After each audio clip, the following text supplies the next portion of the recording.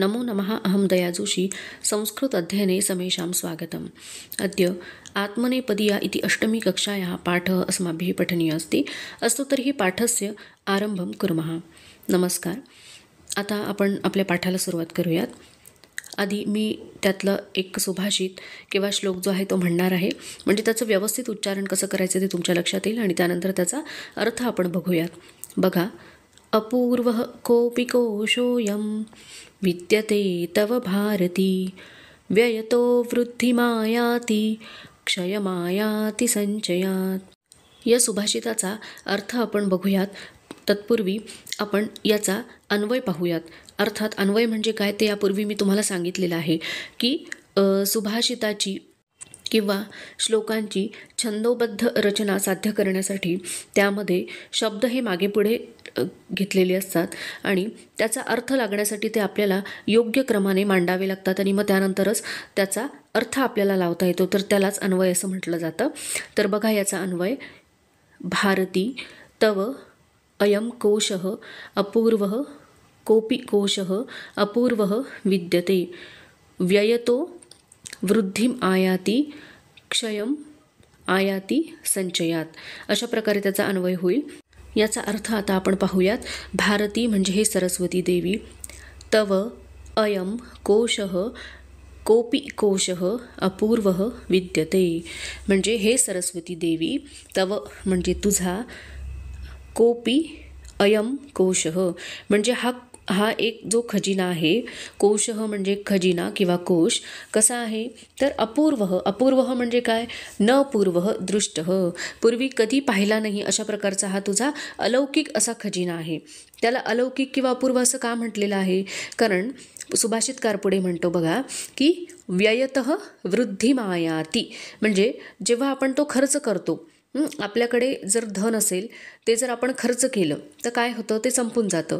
पण हिचा खजिना कसा आहे की व्ययतः म्हणजे आपण जेव्हा खर्च करणार आहोत तेव्हा वृद्धिमायाति त्यामध्ये वाढ होते आणि क्षयम आयाति संचयात, आणि जेव्हा आपण तो साठवून ठेवतो तेव्हा काय होतं, त्याचा क्षय होतो। म्हणजे बुद्धिरूपी खजिना जो आहे तर तो आपण दिला की तो वाढतो आणि ज्यावेळेला आपण तो साठवून ठेवतो त्यावेळेला त्याचा क्षय होतो आणि म्हणून तो कसा आहे तर अलौकिक आहे, अपूर्व असा आहे असं सुभाषितकार म्हणतो। अतिशय सुंदर असं वर्णन इथे सुभाषितकारांनी केलेलं आहे। त्यानंतर बघा पुढचं सुभाषित, मनोजवं मारुततुल्यवेगं जितेन्द्रियं बुद्धिमतां वरिष्ठं वातात्मजं वानरयूथमुख्यं श्रीरामदूतं शरणं प्रपद्ये। हे जे सुभाषित आहे तर हे यामधले शब्द जे आहेत तर ते सगळे बरोबर क्रमाने दिलेले आहेत, त्यामुळे त्याचा अन्वय आपल्याला वेगळा असा काही बघायचा नाही आहे। तर या सुभाषिताचा आपण अर्थ बघूयात। हे जे सुभाषित आहे तर ते आहे, तो जो श्लोक आहे तर तो आहे रामरक्षेमधला, तुम्हाला माहीत आहे, तर त्याचा अर्थ आपण बघूयात। या श्लोकामधनं किंवा सुभाषितामधनं हनुमानाचं वर्णन केलेलं आहे। तर हनुमान कसा आहे तर मनोजवम, जवम म्हणजे काय, वेग, त्याचा वेग कसा आहे तर मनासारखा, मनासारखा म्हणजे कसा की मन जे आहे तर ते इथं असतं, 2 मिनिटात ते कुठेतरी जातं आणि तिसऱ्या मिनिटाला तर ते अजूनच कुठेतरी जातं, म्हणजे मनाने आपण खूप ठिकाणी जाऊन येऊ शकतो अगदी काही सेकंदांमध्ये, काही मिनिटांमध्ये, तसा या हनुमानाचा वेग आहे। त्यानंतर मारुत तुल्य वेगम, म्हणजे मारुत म्हणजे काय, वारा, वाऱ्यासारखा, तुल्य म्हणजे सारखा, वाऱ्यासारखा ह्याचा वेग आहे। त्यानंतर जितेंद्रियम, याचा संधी विग्रह असा होईल जित इंद्रिय, म्हणजेच ज्याने आपल्या इंद्रियांना जिंकलेला आहे। त्यानंतर हा कसा आहे तर बुद्धिमतां वरिष्ठम, म्हणजे बुद्धिमंतांमध्ये हा वरिष्ठ म्हणजे श्रेष्ठ असा आहे। त्यानंतर वातात्मजम, तर याचा संधी विग्रह असा होईल वात आत्मजम, वात म्हणजे काय, वायू, तर हा आत्मज म्हणजे मुलगा, हा कोणाचा मुलगा आहे तर वात म्हणजे वायूचा, त्याला पवनपुत्र किंवा पवनसुत असं म्हटलं जातं ना, तर पवन म्हणजे पण वायू आणि वात म्हणजे पण वायू, हा वायूचा पुत्र आहे। त्यानंतर वानर यूथ मुख्यम, यूथ म्हणजे काय, समूह, वानरांचा जो समूह आहे त्याचा हा कोण आहे, मुख्य आहे, आणि असा हा हनुमान जो आहे तो श्रीरामदूतं शरणं प्रपद्ये, श्रीरामाचा दूत असलेला असा काय आहे, हा श्रीरामाला शरण जातो। त्यानंतर आपण पुढचं सुभाषित बघूयात। कुसुमं वर्णसम्पन्नं गन्धहीनं न शोभते क्रियाहीनं मधुरं वचनं तथा. आपण या सुभाषिताचा अन्वय बघूयात. बघा, कुसुमं वर्णसंपन्नं गंधहीनं न शोभते तथा क्रियाहीनं मधुरं वचनं न शोभते. तर आता आपण या सुभाषिताचा अर्थ बघूयात. बघा, एखादं कुसुमम म्हणजे काय, फूल कसं आहे, वर्णसंपन्नम म्हणजे वेगवेगळ्या रंगांनी युक्त असं आहे, अतिशय सुंदर सुंदर रंग आहेत, परंतु ते कसं आहे, गंधहीनम, त्याला सुवासच नाही आहे. तर ते शोभेल का, तर नाही शोभणार. अर्थात दिसायला सुंदर दिसेल, पण त्याला जर सुवास नसेल तर कोणाला ते आवडेल का, नाही आवडणार. आपण साधारणतः कोणती फुलं आपल्याकडे ठेवतो किंवा कुठली फुलं आपल्याला आवडतात की ज्यांना अतिशय सुवास असतो किंवा ती सुवासित असतात, अशी फुलं आपण देवाला वाहतो किंवा आपल्या डोक्यावरती त्याचा गजरा माळतो. तर जे अतिशय सुंदर वर्णांनी युक्त आहे ते छान वाटेल, पण जर त्याला गंध नसेल तर ते फूल फारसं आवडणार नाही. त्यानंतर बघा, पुढे सुभाषितकार काय म्हणतो की क्रियाहीनम मधुरम वचनम तथा न शोभते. तर जो क्रियाहीनम म्हणजे कृतिशून्य मनुष्य असतो, तर हा कृतिशून्य मनुष्य जो आहे तर त्याचं गोड बोलणं आहे, मधुरम वचनम म्हणजे गोड बोलणं आहे, तर ते शोभत नाही. तथा म्हणजे त्याप्रमाणे, म्हणजे कशाप्रमाणे की एखादं फूल आहे जे अतिशय सुंदर अशा रंगांनी युक्त आहे, परंतु ते गंधहीन आहे, तर ते फारसं शोभून दिसत नाही. त्याप्रमाणे एखादा जो कृतिशून्य मनुष्य आहे, जो काहीच काम करत नाही, फक्त नुसता बसलेला असतो आणि गोड बोलतो, पण त्याचं गोड बोलणं खूप शोभून दिसत नाही. कारण का, कारण तो काही कामच करत नाही, फक्त बसलेला असतो आणि गोड बोलतो, त्यामुळे फारसं ते शोभा देत नाही. तर ह्या कृतिशून्य माणसाचं बोलणं शोभा देत नाही, हे सांगण्यासाठी सुभाषितकारांनी या फुलाचं एक उदाहरण इथे तुम्हाला दिलेलं आहे. त्यानंतर आपण पुढचं सुभाषित बघूयात. शतेषु जायते शूरः सहस्रेषु च पंडितः वक्ता दशसहस्रेषु दाता भवति मानवा. हे जे सुभाषित आहे तर यामध्ये सुद्धा अन्वय पाहण्याची फारशी विशेष अशी आवश्यकता नाही आहे, कारण यामध्ये सुद्धा वाक्यरचना ही सरळ सरळ अशी आहे. यामध्ये शब्द मागे पुढे नाही आहेत, विशिष्ट क्रमाने योजिलेले आहेत, त्यामुळे फक्त आपण याचा अर्थ बघूयात. बघा, शतेषु जायते शूरः, तर 100मध्ये एखादा शूर जन्माला येतो. त्यानंतर सहस्रेषु च पंडितः, हजारांमध्ये एखाद्या व्यक्ती पंडित असतो. वक्ता दशसहस्रेषु, 10,000मध्ये एखादा वक्ता म्हणजे चांगला बोलणारा असतो. त्यानंतर दाता भवति मानवा, पण दाता किंवा देणारा हा असतो किंवा नसतो सुद्धा. अर्थात सगळ्यात श्रेष्ठ गोष्ट जी मांडलेली आहे ती म्हणजे देणं, दातृत्व. दुसऱ्याला देणं किंवा देण्याची भावना ही जास्त महत्त्वाची असते आणि ती आपल्यामध्ये असावी. आणि म्हणून सुभाषितकार या सगळ्यांसाठी सांगतो आहे की 100मध्ये एखादा शूर असतो, 1000मध्ये एखादा पंडित असतो, 10,000मध्ये एखादा वक्ता असतो, पण देणारे मात्र फारच तुरळक असतात. देण्याची भावना खूपच कमी लोकांमध्ये असते, असं इथे सुभाषितकाराला सांगायचं आहे. त्यानंतर आपण पुढचं सुभाषित बघूयात. एखादा लोभी मनुष्य कसा असतो, तर त्याचं वर्णन सुभाषितकाराने अतिशय सुंदर दृष्टांत देऊन येथे केलेलं आहे. त्यासाठी त्यांनी मांजराचं उदाहरण दिलेलं आहे. बघा, आधी आपण सुभाषित बघूयात. लोभाविष्टो नरो वित्तं वीक्षते न तु संकटम दुग्धम पश्यति मार्जारो न तथा लगुडाहतीम. बघा की दुग्धम पश्यति मार्जारः न तथा लगुडाहतीम तथा लगुडाहतीम न. तर एखादं मांजर जे आहे की ज्याला दूध पिण्याची हाव असते, इच्छा असते, तो काय करतो की घरामध्ये दूध उघडं दिसलं किंवा घराचा दरवाजा उघडा दिसला किंवा खिडकी उघडी दिसली की त्यामधनं तो आतमध्ये शिरतो. मांजर आतमध्ये शिरतं आणि लागलीच दूध प्यायला सुरुवात करतं. पण घरातल्या कोणाचं लक्ष आहे की नाही, मग त्यानंतर आपल्याला काठीचा मार मिळणारे याकडे मात्र ते मांजर बघत नाही. तसंच लोभी माणसाचं असतं की पैशाची इच्छा असते, वित्तप्राप्तीची इच्छा असते, परंतु त्यामुळे तो फक्त पैसा प्राप्ती करण्याच्या मागे लागतो. अर्थात चुकीच्या मार्गाने तो पैसा प्राप्त करतो, परंतु हा पैसा अशा प्रकारे प्राप्त केल्यानंतर आपल्याला कुठल्या संकटांना तोंड द्यावं लागणार आहे, तर याचा मात्र विचारच त्याच्या डोक्यामध्ये नसतो.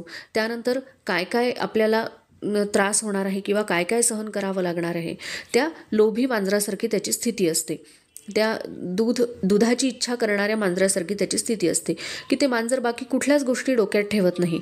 तसं हा लोभी मनुष्य जो आहे तो फक्त पैशाची इच्छा करतो किंवा पैसा प्राप्ती करण्यासाठी चुकीच्या मार्गाचा अवलंब करतो. परंतु त्यानंतर पुढे कुठलं मोठं संकट उभं राहणार आहे आणि त्यातनं आपली स्थिती काय होणार आहे याकडे मात्र तो पाहत नाही. न वीक्षते म्हणजे पाहत नाही, फक्त पैसाच पाहतो. अशा प्रकारे सुभाषितकाराने लोभी माणसाचं वर्णन या सुभाषितामध्ये केलेलं आहे. त्यानंतर पुढचं सुभाषित आपण बघूयात. अपारे काव्य संसारे कविरेक प्रजापती यथास्मै रोचते विश्वम तथा वै परिवर्तते. तर एखादा कवी कसा असतो तर त्याचं सुंदर वर्णन इथे सुभाषितकाराने केलेलं आहे की अपारे काव्य संसारे म्हणजे या अपार म्हणजे काय की ज्याला पार नाही, अंत नाही, अशा या काव्य संसारामध्ये कवीही एक प्रजापतीही. तर हा जो कवी आहे हाच त्या काव्यसृष्टीचा कोण आहे? प्रजापती आहे, म्हणजेच राजा आहे. यथा अस्मै रोचते विश्वम, अस्मै यथा विश्वम रोचते, ज्याला अस्मै म्हणजे याला, यथा म्हणजे ज्याप्रमाणे, विश्वम रोचते जसं विश्व त्याला आवडतं, तथा वै परिवर्तते तसा तो परिवर्तन त्यामध्ये करतो. आता आपण जर बघितलं तर आपलं वास्तविक जीवन जे आहे आणि कवीची जी सृष्टी आहे, कवी कल्पना जी आहे, यामध्ये खूपच जास्त फरक आहे. तर कवीचं जग कसं असतं की आभासी असतं. आपण जेव्हा कविता ऐकतो किंवा एखादं साहित्य जे आहे त्याचं रसग्रहण करतो तर आपल्याला त्याच्यामध्ये आपण अगदी समरस होतो, परंतु ते आपलं खरं आयुष्य आहे का? नाही. वास्तविक परिस्थिती तर वेगळीच आहे. आपल्याला अनेक प्रसंगांना तोंड द्यावं लागतं. परंतु कवीची जी सृष्टी आहे तर ती मात्र तशी नाही आहे. त्याला जर असं वाटलं की खूपच सुखात्मक जग असावं तर तो तसंच निर्माण करेल, अगदी उपभोगात्मक निर्माण करावं तर तो तसाच निर्माण करेल. म्हणून म्हटलेले आहे की कवी हा एकच, त्याच्यामध्ये कोण असतो? प्रजापती असतो. म्हणजे त्याला जसं आवडतं तसं तो त्यामध्ये निर्मिती करत राहतो. त्यानंतर पुढचं सुभाषित आपण बघूयात. वनस्पतेर पक्वानि फलानि प्रचिनोति यः विन्दते नरसं तेभ्यो बीजं चापि विनश्यति. या सुभाषिताचा अन्वय आपण बघूयात. वनस्पतेः अपक्वानि फलानि यः प्रचिनोति तेभ्यः रसं न विन्दते बीजं चापि विनश्यति. याचा अर्थ आपण बघूयात की वनस्पतेः अपक्वानि, वनस्पतेः म्हणजे वनस्पतीची, अपक्वानि म्हणजे परिपक्व नसलेली, फलानि यः प्रचिनोति, यः म्हणजे जो वनस्पतीची अपरिपक्व किंवा न पिकलेली फळं जमा करतो, प्रचिनोती म्हणजे जमा करतो किंवा गोळा करतो, तेभ्यः त्यांना रसम न विन्दते त्यांना रस मिळत नाही, बीजम च अपि विनश्यति आणि त्याचं बीसुद्धा नष्ट होतं, त्याचा नाश होतो. तर बघा सुभाषितकार सांगतो की जो वनस्पतीची अपरिपक्व म्हणजे न पिकलेली फळं जमा करतो, अर्थात तुम्हाला माहिती आहे जर फळ पिकलेलं नसेल तर ते खाण्याला काही अर्थ आहे का? ते न पिकलेलं म्हणजे जे कच्चं असेल तर ते आपण खाऊ शकत नाही. मग असं जर फळ तोडलं तर ते काय होणार आहे? तर ते वायात जाणार आहे आणि त्याचा रस तर आपल्याला काही प्राप्त होणार नाही आणि त्याचं बी जे आहे तर ते सुद्धा नष्ट पावतं. त्याच्यामध्ये जे बी असतं ते सुद्धा कसं असतं? अपरिपक्व. त्यामुळे त्याच्यापासून पुन्हा वृक्षप्राप्ती व्हायला पाहिजे, नवीन झाड आपल्याला मिळायला पाहिजे, तर ते मिळेल का? तर नाही मिळणार. आणि चुकीचं काम केल्यामुळे किंवा कच्चं फळ तोडल्यामुळे सगळ्याच गोष्टी काय होतात? तर नाश होतात. म्हणजे आपल्याला काहीही मिळत नाही, आपल्या हातात काही येत नाही. त्यामुळे असं काम करायचं नाही, इथे सुभाषितकार सांगतो. अर्थात हे जे सुभाषित आहे तर हे विदुर नीतीमधनं घेतलेलं आहे. अर्थात तुम्हाला कदाचित माहीत असेल नसेल, पण हे विदुर नीती तर हा जो ग्रंथ आहे हा विदुरांचा ग्रंथ आहे. विदुर जे होते तर ते व्यासांचे पुत्र होते आणि अतिशय बुद्धिमान असे होते, राजनीतिज्ञ होते आणि त्यांनी विदुर नीती नावाचा अतिशय सुंदर ग्रंथ लिहिलेला आहे आणि त्यामध्ये उपदेशसुद्धा त्यांनी अतिशय छान केलेला आहे आणि त्यामधलंच हे एक सुभाषित आहे. त्यानंतर आपण पुढचं सुभाषित बघूयात. न देवो वर्तते काष्ठे न पाषाणेन मृण्मये भावे हि विद्यते देवः तस्मात् भावो हि कारणम्. या सुभाषिताचा अन्वय आपण बघूयात. देवः काष्ठे न पाषाणे न मृण्मये विद्यते, देवः भावे विद्यते, तस्मात् भावः हि कारणम. तर सुभाषितकार येथे सांगतो आहे की देव हा कशामध्ये असतो, तर देव हा न काष्ठे लाकडामध्ये नसतो, त्यानंतर न पाषाणे म्हणजे दगडामध्ये पण नसतो, न मृण्मये म्हणजे मातीमध्ये पण नसतो. अर्थात तुम्हाला माहिती आहे की साधारणतः आपण बघतो की मूर्ती ह्या कशा कशाच्या असू शकतात, तर मातीच्या असतात, त्यानंतर काष्ठ लाकडाच्या असू शकतात, त्यानंतर पाषाण म्हणजे दगडाच्या असू शकतात. तर म्हणून इथे वर्णन सुभाषितकारांनी असं केलेले आहे की देव हा लाकडामध्ये नाही किंवा दगडामध्ये नाही किंवा मातीमध्ये नाही, तर देव कशामध्ये आहे, तर भावे म्हणजे तुमचा जो परमेश्वराप्रती भाव आहे, तर तो जो भाव तुम्ही प्रगट करतात, तर त्यामध्ये तुम्हाला खरोखर परमेश्वराचं दर्शन होईल. तस्मात भावो ही कारणम. आणि म्हणूनच परमेश्वराशी जोडलं जाण्याचं कारण काय आहे, तर तुमचा भाव. अर्थात देवाला देवत्व किंवा मूर्तीला देव पण कसं येतं, अर्थात त्याच्यामध्ये प्राणप्रतिष्ठापना केली जाते, परंतु जे भक्त परमेश्वराच्या दर्शनासाठी येतात तर त्यांचा जो परमेश्वराप्रती भाव असतो, तर त्याच्यामधनंच त्याचं देव पण प्रगट होत असतं. आणि म्हणूनच म्हटलेलं आहे की देव भावाचा भुकेला. तर देवाला काय पाहिजे असतं, तर तुमचा भाव जो आहे, उत्कट भाव, परमेश्वराप्रती असणारी निष्ठा, आस्था, प्रेम, तर ह्याच्यामधनंच देवत्व प्रगट होत असतं, असं इथे सुभाषितकार म्हणतो आहे. आपलं आत्मनेपदी हा घटक जो आहे तर येथे समाप्त झालेला आहे. माझा जर व्हिडिओ तुम्हाला आवडला असेल तर लाईक करा, शेअर करा आणि माझ्या यूट्यूब चॅनलला सबस्क्राईब करा. धन्यवाद.